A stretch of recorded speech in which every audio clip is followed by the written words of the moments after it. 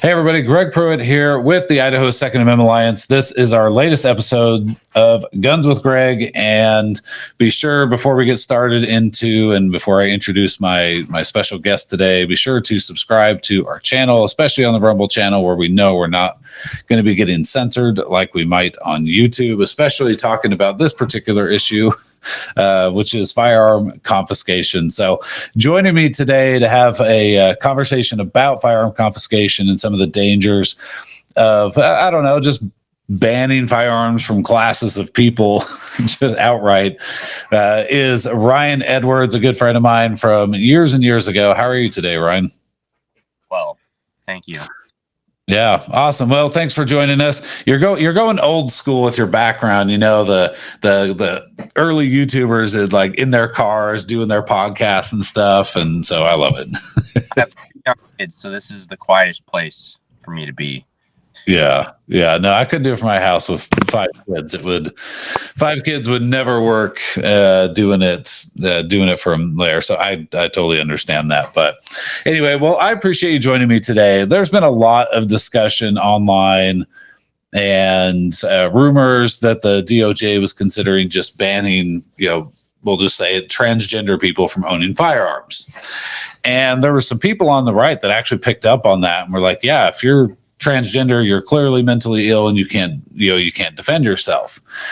And I thought, man, this is kind of weird because typically, I mean, the left has been calling for anyone who has some sort of mental illness to be banned from guns for a really long time and, using red flag laws and all this stuff. And all of a sudden people on our side were saying that. And my head was about to explode. I'm like, what is happening here? This is the stuff we've been fighting against forever. And now you guys are just like, ban this entire class of people.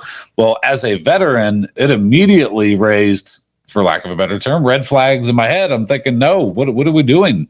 What about all the veterans with PTSD and veterans who struggle with mental illness? Because guess what? When the left gets power, then that's turned back on us, right? And it just keeps getting worse. Well, if you've got autism, can't own a gun. If you've got Asperger's, you can't own a gun. If you've got this mental illness, you're not allowed to own a gun. I mean, where does that stop, right? And that's our concern, especially, is the slippery slope of going from one to the other. But you experienced something very direct, and so we'll jump back into the transgender debate maybe in a little bit.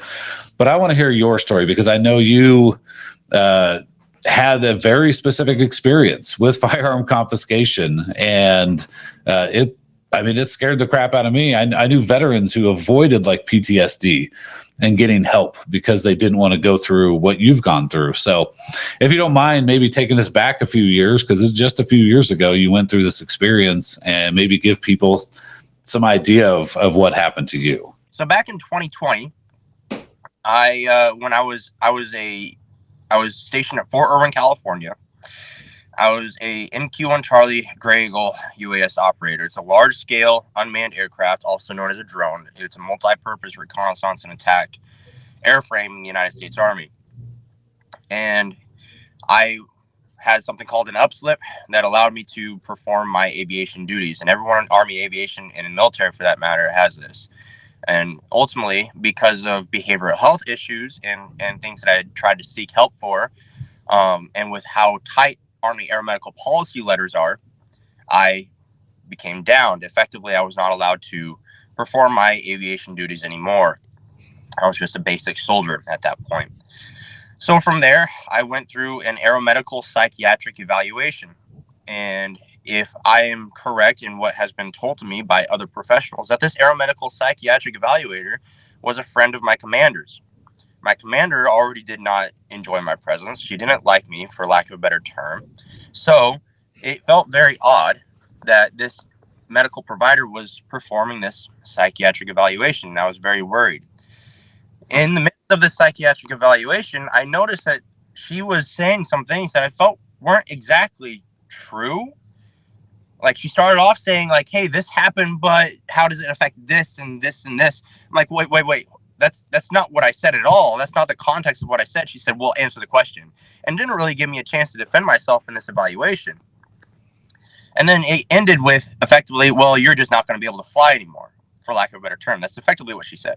and that you may not even be able to be in the Army anymore. I was like, that doesn't make any sense, because I've been able to do my job just fine without any problems, even seeing behavioral health or mental health help and a therapist, of which I had seen improvements in my own personal abilities and capabilities and mental resiliency and strength as well.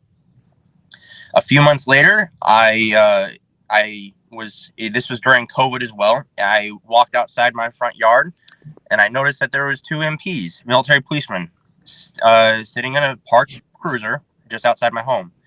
And I was wondering what they were doing there, and they were just staring at me, looking at me. So I walked to my backyard and I told my wife, I'm like, there's these MPs that are here. And then soon after that, my commander showed up. And she said, we're here to take your firearms. I'm like, what in the world is going on? There's my platoon leader. He's like bug-eyed. He doesn't know what's going on either. Which you don't know.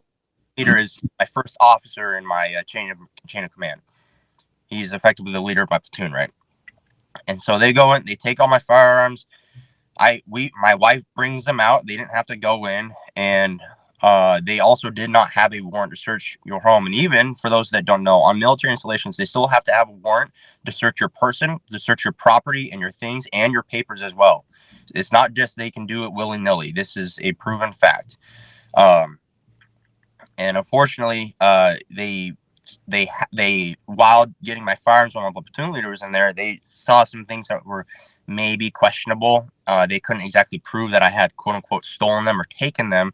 And so with that, even after denying consent, having no probable cause, which that particular event did not necessitate probable cause at all. This was proven by a lawyer, by my TDS lawyer, Trial Defense Services lawyer that I talked with.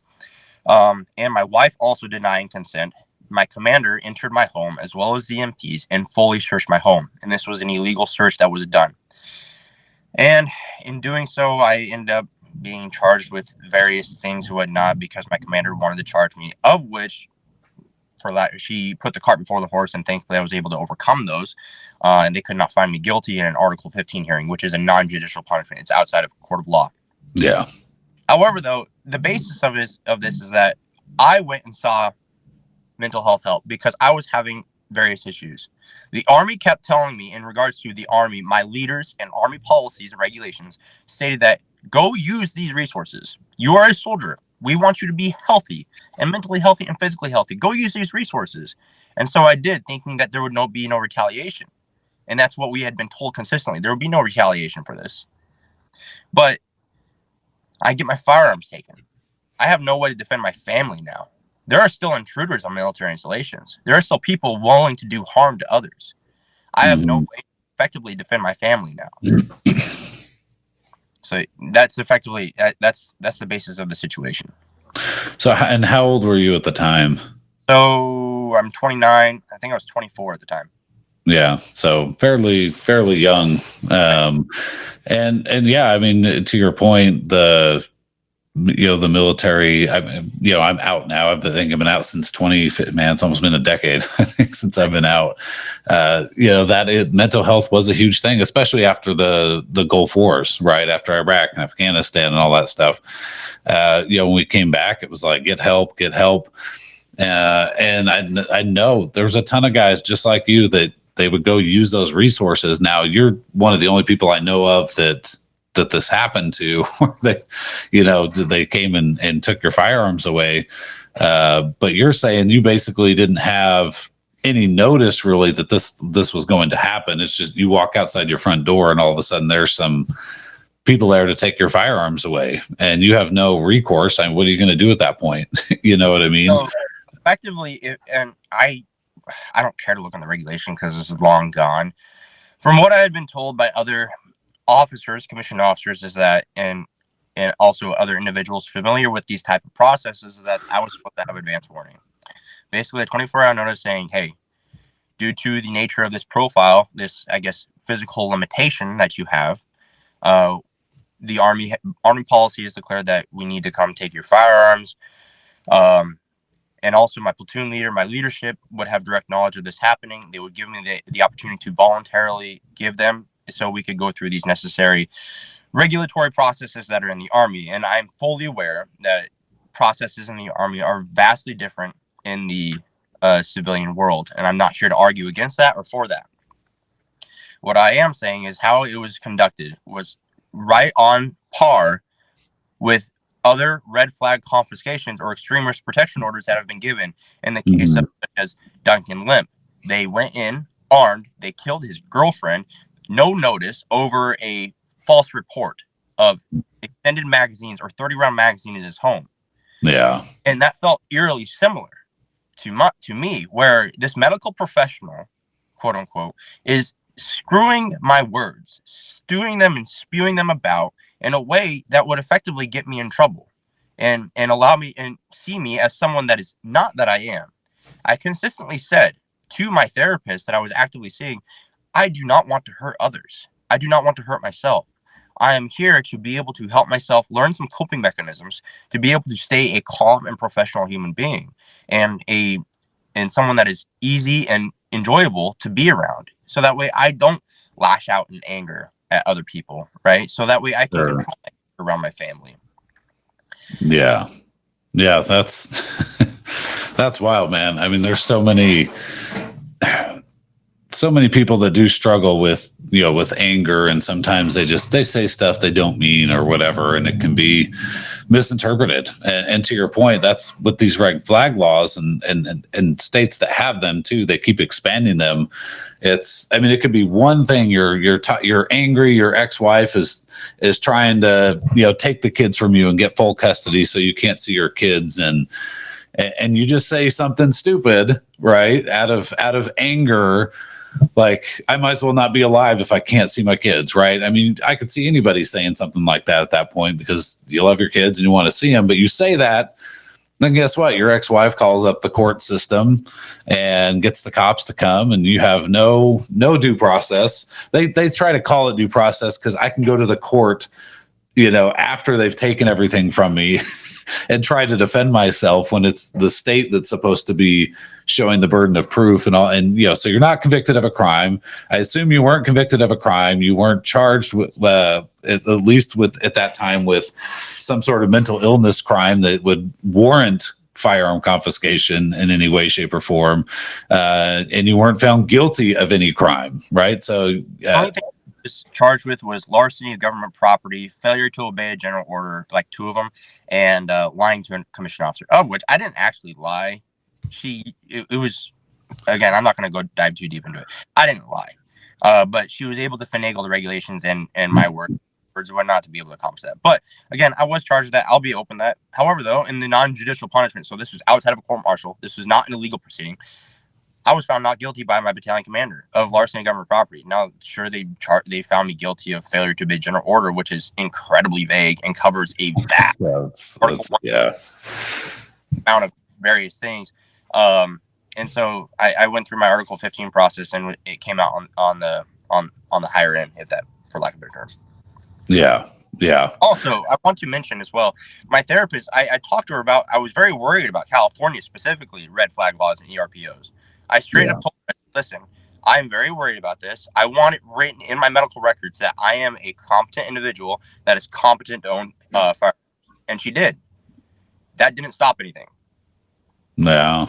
That will not stop. Even if you go to a medical professional and say, listen, do you believe that I am competent to own firearms? And they agree, yes. And they write that down in your medical records. That's not going to stop an ERPO from happening.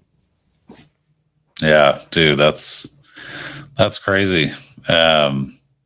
Yeah, I mean, it wouldn't, I guess, in theory, because the medical professionals, I think in California, and I haven't looked at their ERPO laws lately, but one of them was medical professionals, your boss, I think, and maybe even your coworkers now can do it. And again, and here's the thing, they put these judges in these really horrible spots with this stuff because the judges, I mean, a little bit different in your case, it's your commander.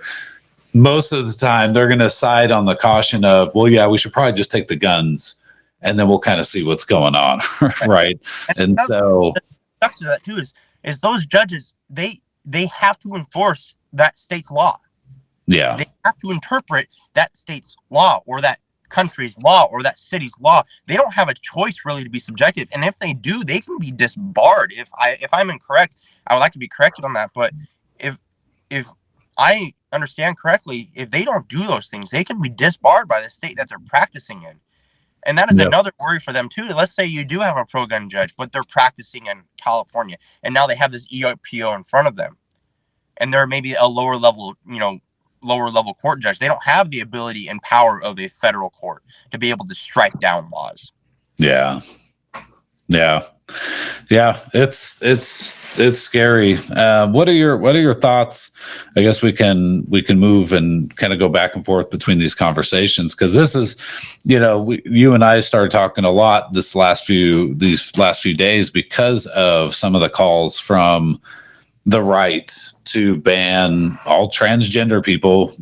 Just don't allow them to have guns. And at first it was interesting because Charlie Kirk and a handful of other conservative commentators, I guess, if you want to call them that, started saying this, and there was an immediate backlash from most people on the right. Were like, wait, what? We're going to do what? Including, Gun Owners of America came out right away. The Idaho Second Amendment Alliance, we came out right away. We're just one state, but Firearms Policy Coalition and now the National Rifle Association has also come out against that concept. And but it was weird to see people on our own side hinting at that, or just outright saying, "Yep, that should be the case." Right. What were your thoughts when you started seeing that unfold? So what sparked this conversation with you was when I saw legislators in the state of Idaho that were supposed to be notoriously pro-gun, namely Heather Scott and Tammy Nichols, coming out and saying, or Heather Scott saying, extreme situations calls for extreme measures, and then you have Tammy Nichols quoting that on X and saying that, well, maybe the transgender shouldn't own guns or something to that effect. And it's like, if you're going to be, one, a legislator, and two, that kind of public individual, you have to be fully objective with everything that you say. Now, we can go on and on and on about the opinions and of the transgender ideology and people and mental illness and mental health and whatnot. Ultimately, what is that person? A person. That is an individual. The founding fathers declared in the Constitution that individuals are entitled to individual rights, that everyone has the right to bear arms and it shall not be infringed, and that regardless of their mental health standing, regardless of if of what other people think of them, that individuals that have not been convicted of a violent crime, right? That through the due process and the court of law and such and so on and so forth, have the right to defend themselves and the right to bear arms. Yeah. Full stop. End of story. It doesn't matter, right? Now, if your family, your family gets involved with it and they go to you and say, "Hey, listen, we think that you shouldn't be able to own firearms," that's a family issue. And I think that is entirely appropriate and well within the scope of the Constitution, because now it's deregulated, it's at the lowest level, and it is your loved ones trying to care for you. That is a whole different story, right? And it's not like the power of the law is coming down on you. That's your family working with you. But when we're utilizing the power of the law, the monopoly of violence of the government onto individuals or a ostracized, per se, group of people, now we're getting into a really slippery slope. That term, ostracized people, can be used broadly. We look in the 60s, or I believe it was around the 60s or the 70s, with the Black Panthers. Mm-hmm. Ronald Reagan and the Republicans I forgot what political party. However, I'll just say Ronald Reagan and the other politicians in the state of California were very upset with the Black Panthers activism. The Black Panthers were afraid they were going to get shot by the cops. Now, you can agree or disagree with their tactics, right? Mm-hmm. However, though, what were they afraid of? They were afraid of dying. What are you going to do if you're afraid of dying? You're going to defend yourself. Be objective as possible. There's no subjectives here. Regardless of if you agree with their policies, their politics, or their tactics, they were just trying to defend themselves. Ronald Reagan did not like that look, and then he advocated for the banning of open carry in California, of which is still banned to this day. Yeah. It doesn't affect just the Black people or the Black Panthers. It affects everyone. Yeah. Same thing with transgenders. You think, or mental illness, and like we talked about before this, autism. What if we get into autism? You realize how wide and vague the autism spectrum is? Yeah. And autism, but now everything is roped into it. So you get a high functioning Asperger's individual. Oh, we don't think you should be able to own firearms because you have a wild mind. Well, that doesn't make any sense at all. Yeah. So then you get into let's go back into the 20s when the NFA was signed, the National Firearms Act. The argument was, oh, this is just going to be used against the gangsters, so that way they can right. have firearms. Well, now if I chop my AR-15 down to 14.5 inches or under 16 inches, and then the muzzle device isn't pin and welded to go out to 16 inches, I get a felony, and I get a gun pointed at me, and I get my house raided by the feds. Right. Yeah. I'm just a dude who wants a shorter barrel on my carbine. Yeah. Yeah. Yeah. I want to go back to your comments about, where does it stop? I have two kids who are diagnosed with autism. One is, I think they're both level 2. One's maybe a little bit closer to level 1. Level 3 is like non-functioning autistic or whatever. Do they don't get guns for the rest of their life, or they have to get undiagnosed at some point? Like, where does that stop? I have a nephew who's has Asperger's. Actually, I have a niece who has Asperger's as well. Again, same thing. To my knowledge, they've never had a violent bone in their bodies ever, and they're functioning kids. Just a little bit different. So, right. Did we ban them from owning guns? Because again, I understand. People are pointing out that, look, the trend lately is that there are a slew of transgender mass shooters. Okay, that is a thing. That is reality, right? We can see that from what's happening. However, go back before this trend started, so to speak, and you have straight white males doing most of the mass shootings. So to me, well, first of all, look, if you're doing a mass shooting, mass stabbing, or if you're just killing people like that, you're mentally ill. Okay, whether it's diagnosed or not, there's something wrong with you. Like, that's straight up evil. Whether you're possessed by evil demons or you've got some other crazy stuff going on top of the drugs that they just unload into kids now, with the SSRIs and stuff. There's a slew of things going on, but it all does come down, in my opinion, to there's something wrong with your brain, right? It's not functioning how it's supposed to. If you think that killing people like that is okay somehow, like it's totally insane. So again, you'd have to go back and just say, well, look, if you're diagnosed with any mental illness at all, then you can't have a gun, right? I don't. That would be the end all of it. Is mental illness they diagnosed me with? It was called adjustment disorder. Adjustment disorder isn't even a diagnosis in the civilian world. That's how broad it is. I've never heard of that. Exactly. Yeah. Exactly. So they took my firearms over adjustment disorder. Huh. I don't know what that means. Like, you have a hard time adjusting to stuff. What's that?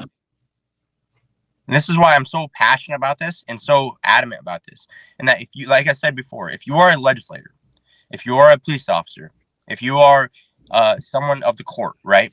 If you are someone like Tammy Nichols and Heather Scott, what are you doing coming out with subjectives and maybes and then denying the implication of what you actually meant?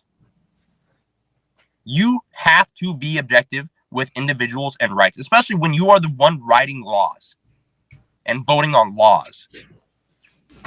Like, that is incredibly important. That affects everyone. And that you have to understand and have the ability to critically think, what is the second, third, fourth, fifth, sixth, seventh, so on and so forth, order of effects that this is going to affect. Yeah.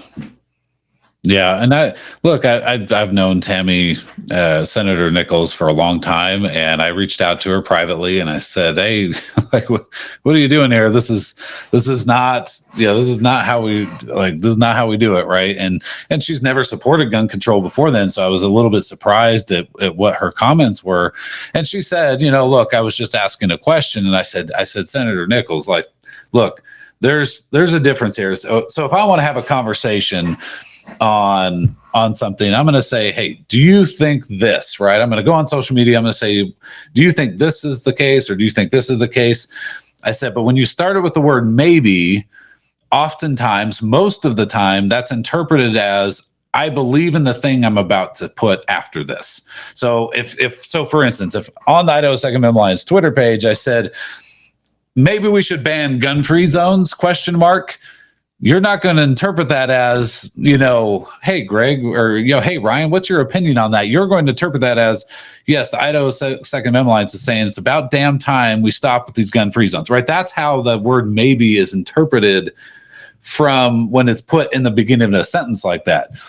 Maybe we should look into investigating these drugs that are put out. Maybe we should do this. It's almost like a sarcastic tone for the most part. And so when she posted that, I said, Tammy, everybody in your comments in the initial stages, especially, interpreted it as you wanted to ban transgender people from owning guns. And to your point, and I guess what I was trying to tell her, and she's since said, I just saying that I was just asking questions.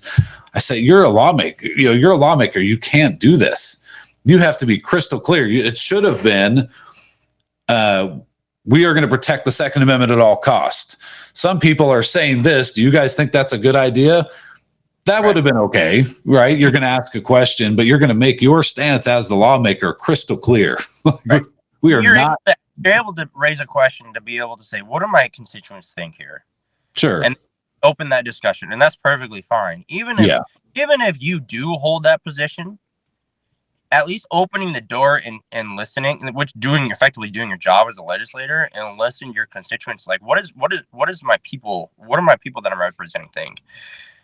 But just like you said, when you stay it with maybe, it allows you to escape out of it, or at least try, and not take full responsibility for that you want. And that's utterly ridiculous, especially as a legislator. You can't be doing that. Yeah, and I'm not sure.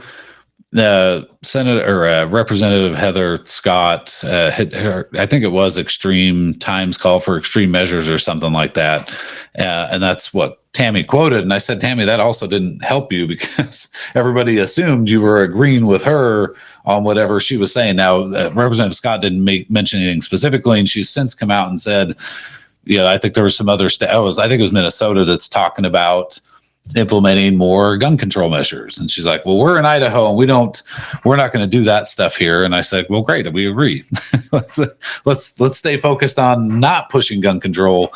So I don't know what she meant. She never came out and actually clarified what extreme measures she was talking about. All I know is that at the exact same time, Charlie Kirk, and there were calls from people on the right to ban transgenders from guns. And I said, guys, that's working against you, not looking like you wanted gun control. And so if you don't, great, let's keep that. Let's focus on that and not pushing gun control.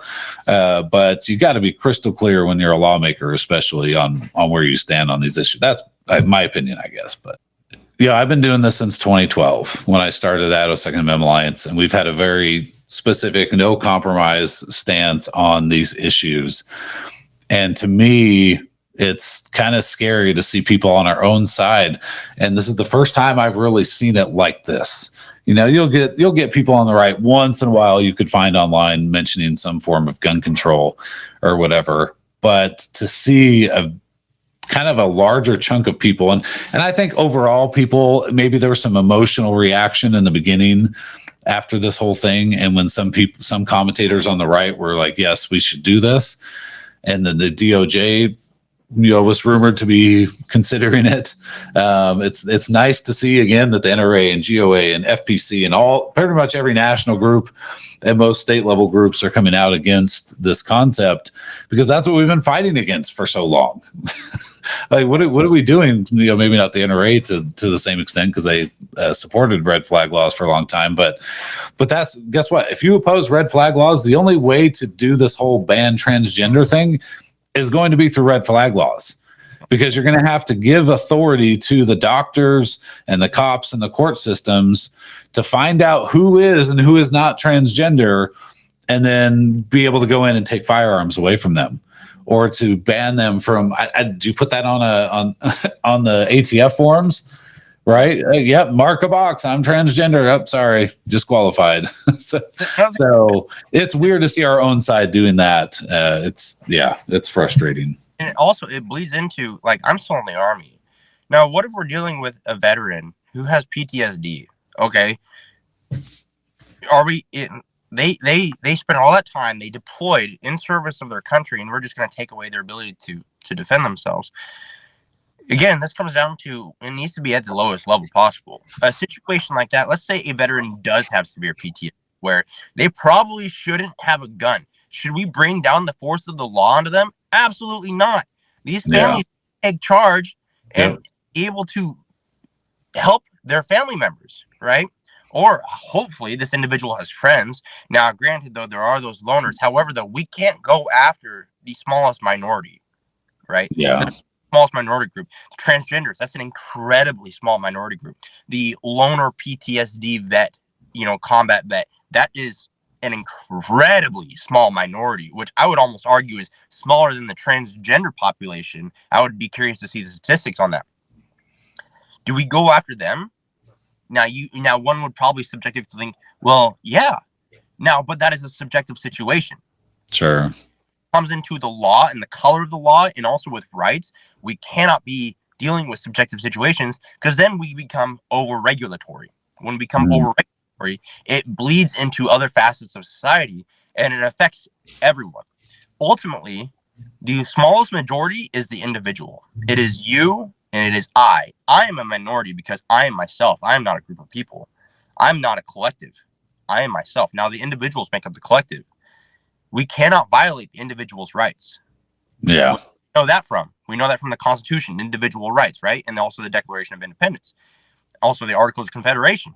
Any of the founding fathers, even as liberal, maybe the most liberal, they would understand individual rights and negative rights, right? We cannot violate the as much as we disagree with them, as much as we maybe even hate them. I don't want to use that, but I know there are some people that hate other people, right? We cannot violate their rights because if you hate someone like that in a violent way, that means they should have the right to defend themselves from you. And I say that to the individual that with that hate in their heart, from you. They deserve that right to defend themselves from you. Yeah. Yeah. No, I'm still just thinking of veterans and how many veterans. Here's the thing: you basically have an entire registration system for veterans with PTSD diagnosed and receiving disability for PTSD, and that number. I have brothers. My dad has PTSD. They don't make violent threats against themselves or others, but they have PTSD. Some of them pretty bad. But there's basically an entire registration system that the VA could use overnight to just confiscate firearms from, who knows, hundreds of thousands, if not millions of veterans, and using the mental health stigma to do that. But to your point, it's really not hard to do because all they have to do is do this. What they're doing right now is we got a couple of transgender mass shooters, or a few, right? 10 or whatever number they are. Quite a few. Let's go with quite a few. It's easy to ostracize those individuals in that community. Now, I'm not going to sit here and say I agree with that community. Absolutely not. I don't want to live there, be around, which again is my freedom of association. Yeah. But I believe that they have a right to live. Now, we apply that to that same principle, objective principle. I want to make that clear: objective versus subjectivity, to that loner veteran or that veteran with PTSD. Some veteran with PTSD goes up and he has a bout of mania and just doesn't realize what he's doing because his PTSD has taken over his mind, and he starts in trying to hurt people, right? So now we have the media, our mass media, right, can then focus in on this one group of people and say, well, hey, maybe these people shouldn't have it. Now, that affects like your family, affects my family too. My brother's a combat veteran. He's got 3 deployments overseas. He doesn't remember anything because he's been blown up so many times. Yeah. Memory. He struggles with hearing loss. He struggles with vision still. He fought with the VA and the Army on disability and proving that his injuries were combat related. He's a peaceful person. He has not a violent bone in his body except for when he has to do something to defend himself or his family, because he has those skills. He knows how to use it, but he knows how to use it wisely as well. What if the government just decides him? What if the government decides you? What if they decide you? And who is comes down to the minority conversation. The individual is the greatest minority. Yeah. They can decide you. The government has a monopoly on violence. What if a police officer comes in your home, raids your home, and puts a gun to your head and you've done nothing wrong? Yeah. Back in many states, you're not allowed to. That's a monopoly. Yeah. Oh man, yeah. I don't know, brother. It's crazy. I mean, you're talking about the loner veteran, but we both know there's a really big issue right now with veterans and suicide. Right? It's just it's bad, and that's there's a whole another discussion there for some other time. But again, they could use that as the justification. It doesn't even have to be some loner vet that goes out and maybe hurts someone, shoots someone. It could just be, hey, we got to protect our veterans, and there's the percentage of suicide is really high in the veteran community, and we need to protect them. So go out and just confiscate firearms with anyone who's got any semblance of a mental issue. So yeah, it's hopefully we can kill this conversation down, right, and stop our own side from implementing what would be a really, really bad slippery slope. Yeah, my goal with it, that's really all it was. Let's fight back. We have this open space. We have this freedom of speech. Let's use it. Let's fight against bad ideas. Because ultimately, what Tammy Nichols said, objectively, was a bad idea. Heather Scott, she left that open for interpretation, but that can be easily interpreted as a terrible idea. We should not be measured in extreme times. That's emotional emotional irrationalism is what it is. We need to be rational. We need to be objective. We need to respect people's rights. And everyone has the right to bear arms. Everyone has the right to free speech. Everyone has the right to defend themselves. Yeah, I agree. Well, Ryan, I appreciate you jumping on. I know you're busy, and I'm glad we were able to sit down and have this chat. Is there anything else you wanted to add before we wrap it up? Respect people's rights, and that's my whole message. Respect people's autonomy, respect people's rights, and respect people as individuals. That if you don't want to be around the transgender ideology, ultimately there's probably a good chance you have that ability to move away from it. Yeah. Speaking, they're in the cities, they're more in populated areas. But if you don't want to be around that, move somewhere else. Go somewhere else. You have that freedom of ability and freedom of association. If you don't, just don't associate with it, and it's going to stay away from you for the most part. Understand rights, and be as objective as possible. We cannot apply law into subjectivity. Yeah, for sure. Okay. And get off social media. That'll probably help. It's a blessing and a curse, that. So anyway, all right, man. Well, I appreciate you coming on and telling your story. If you guys are watching, have questions, feel free to drop them in the comments. We'll be happy to answer those, either Ryan or I. If you had questions for Ryan specifically, just address those to him. But I appreciate you guys tuning in. No compromise. We have to protect the Second Amendment. We can't give an inch to the government because they will take more than a mile when you give them that inch. So that's why we are no compromise. If you guys haven't already, be sure to join up with the Idaho Second Amendment Alliance. The website's ticking across the bottom of the show there. I appreciate you guys all tuning in. Take care. God bless.